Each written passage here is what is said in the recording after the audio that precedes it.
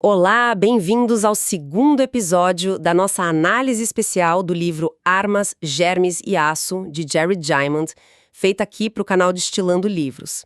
Eu sou sua guia nesta exploração. Se você é do tipo que gosta de ir fundo, sabe, extrair o essencial e entender as grandes ideias por trás de livros importantes como este, olha, você está no lugar certo.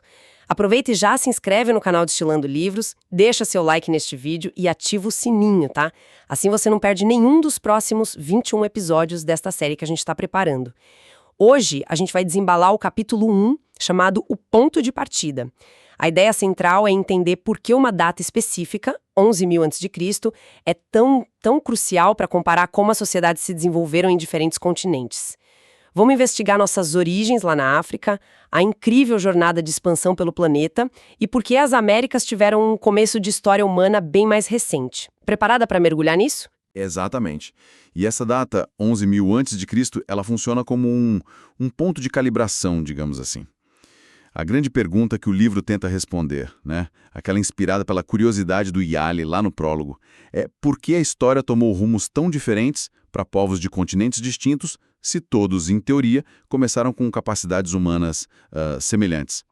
A resposta, argumenta o Diamond, não está nas pessoas, mas sim nos ambientes e no tempo. Certo. Então vamos direto a esse ponto de partida. Por que 11.000 a.C.? O livro também fala em 3.000 anos atrás, usando a datação calibrada. O que, aliás, significa essa calibração? E por que essa data específica é a chave para comparar os continentes? Boa pergunta essa da datação calibrada.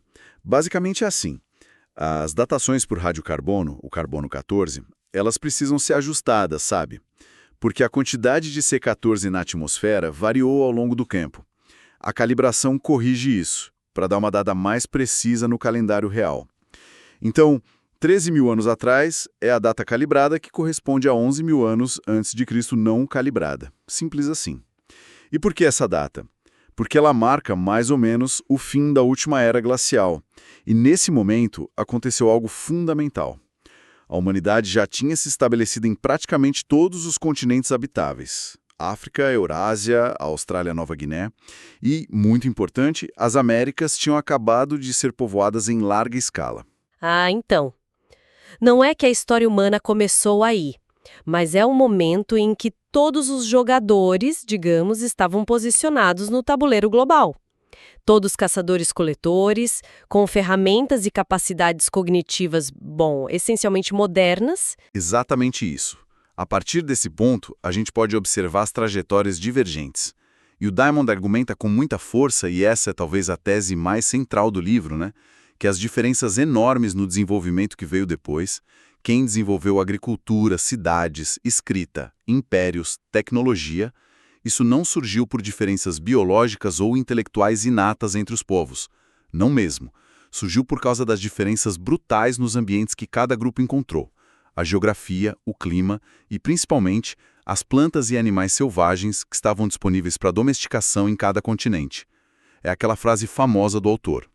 A história seguiu diferentes rumos para os diferentes povos devido às diferenças entre os ambientes em que viviam, e não devido a diferenças biológicas entre os povos. 11.000 a.C. é a nossa linha de largada para analisar o peso desses fatores ambientais. Entendido. Mas para chegar nesse ponto de partida global, a jornada humana foi longa, né? Muito longa. O livro nos leva milhões de anos para trás, lá para a África. Qual é o peso dessa origem africana na história toda? É fundamental. A África não é só um lugar de origem, é o berço da humanidade. Nossos parentes vivos mais próximos no reino animal, os chimpanzés e gorilas, vivem só lá. E os fósseis mais antigos que marcam a nossa linhagem, se separando dos outros grandes macacos, datando de até 7 milhões de anos atrás, são africanos.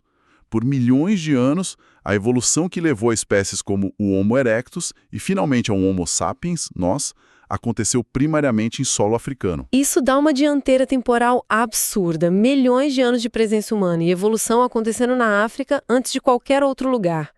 Intuitivamente, a gente poderia pensar que isso daria uma vantagem enorme no desenvolvimento posterior, né? É uma ótima observação e é um dos pontos mais, contraintuitivos que o Diamond levanta logo de cara. Sim, a África teve essa dianteira imensa, e isso se reflete até hoje na genética. A maior diversidade genética humana ainda está na África. As populações que saíram da África levaram com elas só uma amostra dessa diversidade. Mas e aqui está o ponto crucial do argumento ambientalista do Diamond. Essa vantagem temporal e essa maior diversidade não se traduziram automaticamente numa liderança tecnológica ou social nos milênios seguintes, que culminaram no mundo moderno.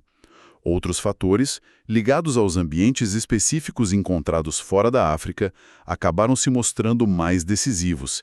É uma quebra de expectativa importante, né? Quebra de expectativa mesmo. Ok, então, saindo da África, teve um momento, bem antes do nosso ponto de partida de 11.000 a.C., em que algo mudou radicalmente. O livro descreve o tal grande salto adiante. O que foi isso na prática? Que evidências a gente tem desse salto? O blend salto adiante. Esse termo se refere a um período mais ou menos entre 50.000 e 40.000 anos atrás, onde a gente vê no registro arqueológico uma aceleração assim notável na complexidade do comportamento humano. As evidências são variadas e bem impressionantes. As ferramentas de pedra lascada ficam mais padronizadas, mais sofisticadas, e começam a ser feitas também de osso e marfim. Agulhas com buraquinhos indicando costura de roupa, sabe? Anzóis, pontas de arpão finamente trabalhadas. Surgem as primeiras armas de projétil complexas, tipo arco e flecha ou um lançador de dardos, o atlat, que revolucionaram a caça. E, talvez o mais marcante, a gente tem a explosão da arte e do simbolismo. As pinturas rupestres espetaculares como as de Lascaux e Chauvet, na França, estatuetas como as Vênus, adornos pessoais. Tudo isso indica uma mente moderna, capaz de pensamento abstrato, planejamento complexo e, provavelmente, linguagem como a nossa. Essas capacidades são associadas aos primeiros humanos anatomicamente modernos na Europa, os Cro-Magnon. Mas as raízes dessa mudança devem ser africanas. Ah, entendi. E foram essas novas capacidades que meio que destravaram a habilidade de sair da África e conquistar o resto do mundo, de se adaptar a climas mais frios, a ambientes totalmente novos. Precisamente. Essa caixa de ferramentas cognitiva e tecnológica permitiu aos Homo sapiens se adaptarem a uma variedade muito maior de ambientes. Primeiro, eles se espalharam pela Eurásia. Depois, realizaram feitos notáveis. Um deles foi a colonização da Austrália e da Nova Guiné, por volta de 40.000 anos atrás. Isso é impressionante porque, mesmo com o nível do mar mais baixo na era glacial, ainda era preciso cruzar vários trechos de mar aberto. Isso implica o uso de algum tipo de embarcação, provavelmente balsas. Imagina só essa tecnologia e essa ousadia há 40.000 anos. Incrível. Realmente impressionante. E você mencionou algo sobre a megafauna, os animais gigantes. Teve uma diferença no que aconteceu com eles na Austrália e Nova Guiné em comparação com a África e a Eurásia? Sim, e é uma diferença com consequências profundas para o futuro. Tanto na Austrália, Nova Guiné, quanto, como a gente vai ver, nas Américas, a chegada dos humanos parece coincidir com extinções em massa da megafauna local. Cangurus gigantes, diprotodontes, que eram marsupiais do tamanho de rinocerontes, aves que não voavam, maiores que emas, lagartos gigantes. A hipótese mais aceita é que esses animais, por terem evoluído por milhões de anos sem a presença de caçadores humanos eficientes, eles não tinham medo inato de nós. Eram presas relativamente fáceis para caçadores habilidosos recém-chegados. Já na África e na Eurásia, ao contrário, humanos e grandes animais coevoluíram por milhões de anos. Os animais desenvolveram medo, estratégias de fuga e a maioria das espécies de grande porte sobreviveu até tempos mais recentes. A perda da megafauna na Austrália e nas Américas eliminou potenciais candidatos à domesticação que poderiam ter sido muito úteis depois, né? Faz todo sentido. A falta de medo dos bichos foi fatal para eles e, indiretamente, impactou o futuro humano nesses continentes. E falando em Américas, elas foram as últimas a serem povoadas em grande escala, certo? Como e por que tão tarde? Exato. As Américas foram a última grande fronteira continental. A rota mais provável e bem documentada foi através da Beríngia, aquela ponte de terra que existia entre a Sibéria e o Alasca durante a Era Glacial, quando o nível do mar era bem mais baixo. Os primeiros grupos humanos provavelmente chegaram ao Alasca antes de 13.000 a.C., mas podem ter ficado presos lá por um tempo, bloqueados pelas imensas camadas de gelo que cobriam o Canadá. O ponto crucial é que, por volta de 11.000 a.C., ou 13.000 anos calibrados, um corredor livre de gelo se abriu entre essas geleiras, ali na região das Montanhas Rochosas. Isso permitiu a passagem para o sul e o que se seguiu foi uma expansão humana incrivelmente rápida por todas as Américas, do Canadá à Patagônia, talvez em apenas 1.000 anos ou pouco mais. Em toda a América do Norte, por volta dessa época, é a evidência arqueológica mais forte dessa rápida ocupação inicial. Mas sempre tem aquele debate, não é? Sobre se já havia gente nas Américas antes dessa cultura Clovis, antes da abertura do corredor de gelo. O livro menciona essa polêmica. Como Diamond aborda isso? Ele aborda com cautela científica. Sim, existem sítios arqueológicos como Multiverde lá no Chile ou Meadowcroft Rock Shelter na Pensilvânia, que alguns arqueólogos datam como sendo pré-Clovis, talvez alguns milhares de anos antes. No entanto, provar essas datações de forma incontestável tem sido muito difícil. As evidências muitas vezes são ambíguas. São pedras lascadas por humanos ou por processos naturais. A datação por carbono 14 está livre de contaminação, os artefatos estão claramente associados à camada datada. O Diamond reconhece o debate, mas enfatiza que a evidência para uma presença humana massiva e generalizada antes de 11.000 a.C. ainda é considerada frágil pela maioria dos arqueólogos, sabe? Em contraste com a abundância e clareza do registro Clovis e pós-Clovis. O ponto crucial é que, mesmo que houvesse grupos pequenos antes, a ocupação em larga escala das Américas é um fenômeno relativamente recente, datando de cerca de 11.000 a.C. E essa chegada tardia, essa pré-história humana mais curta nas Américas, por que isso é tão fundamental para entender o que aconteceu depois no encontro com os europeus, por exemplo? É absolutamente crucial. Pensa assim, enquanto na Eurásia e na África, os humanos tiveram dezenas de milhares ou mesmo milhões de anos, no caso africano, para interagir com seus ambientes, desenvolver tecnologias, experimentar com plantas e animais e até evoluir resistência a doenças locais, nas Américas essa história independente foi muito mais curta. Foram só uns 13.000 anos entre a chegada em massa e a chegada de Colombo. Isso significa muito menos tempo para, desenvolver a agricultura de forma independente, embora tenham feito isso brilhantemente com as plantas que tinham disponíveis. 2. Domesticar animais de grande porte, especialmente difícil depois da extinção da megafauna do Pleistoceno, que levou embora cavalos, camelos e outros potenciais candidatos que existiam nas Américas. 3. Desenvolver tecnologias como metalurgia avançada de ferro e aço, escrita amplamente difundida ou organização política em larga escala comparável aos maiores impérios do Velho Mundo. E 4. Talvez o mais devastador, desenvolver imunidade a doenças epidêmicas de multidão, sarampo, varíola, gripe que evoluíram no Velho Mundo através do contato próximo e prolongado com animais domésticos. Essa diferença brutal no tempo de desenvolvimento e nas condições ambientais e biológicas é o cerne da explicação do Diamond para a conquista relativamente rápida das Américas pelos europeus. Ok, então juntando as peças, temos a origem africana longínqua, o grande salto que permite a expansão global, a chegada à Austrália com consequências para a megafauna e, por fim, a ocupação mais recente das Américas.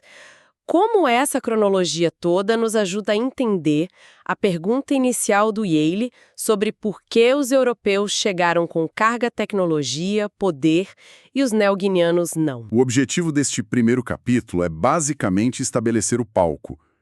Ele demonstra que, já em 11.000 a.C., os continentes não partiam de condições iguais, apesar de serem habitados por humanos com capacidades cognitivas semelhantes. As diferenças cruciais eram o tempo de ocupação e, mais importante ainda, segundo Diamond, o pacote ambiental que cada continente oferecia.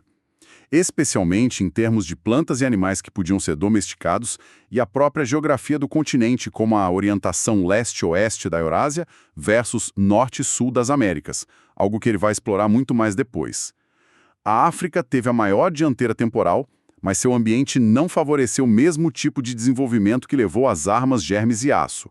A Eurásia tinha um conjunto inicial de vantagens ambientais que se mostraram decisivas. A Austrália e Nova Guiné enfrentaram isolamento e recursos diferentes. E as Américas, com sua chegada tardia e a perda da megafauna, tiveram uma trajetória distinta, com menos tempo e um conjunto diferente de matérias-primas biológicas para trabalhar. Portanto, as diferenças que o Yali observou em tempos modernos não eram sobre diferenças entre povos, mas sim sobre as consequências a longo prazo de diferentes pontos de partida ambientais e temporais, estabelecidos milênios antes. Excelente! Recapitulando rapidinho, então, entendemos por que 11.000 a.C. é essa data-chave para comparações, revisitamos nossas origens africanas de milhões de anos, seguimos a incrível expansão humana pelo planeta depois do grande salto adiante e vimos por que a colonização mais tardia das Américas, junto com fatores como a extinção da megafauna, criou um cenário de desenvolvimento bem distinto. Exato. E isso nos deixa com uma reflexão para a gente pensar até o próximo episódio, né? Se a gente aceita a premissa de que os humanos em 11.000 AC eram biologicamente muito semelhantes em todos os continentes, quão poderoso foi o impacto do ambiente? Até que ponto a simples disponibilidade ou ausência de um punhado de espécies de plantas e animais domesticáveis numa região ou a geografia física de um continente pode ter direcionado tão drasticamente o curso da história humana nos 13.000 anos seguintes? É essa questão que o livro se propõe a responder com evidências nos próximos capítulos. Um pensamento poderoso para a gente encerrar. Este foi o episódio 2 da nossa série especial aqui para o canal Destilando Livros, analisando armas, germes e aço. Esperamos que tenham curtido essa exploração do capítulo 1. Não se esqueçam, pessoal, se inscrevam no canal Destilando Livros, deixem o like e ativem as notificações para não perderem nossa jornada por este livro fascinante. No próximo episódio, vamos mergulhar no capítulo 2 e ver como a Polinésia funcionou como um incrível laboratório natural para testar o impacto do ambiente em sociedades humanas. Vai ser imperdível. Até lá!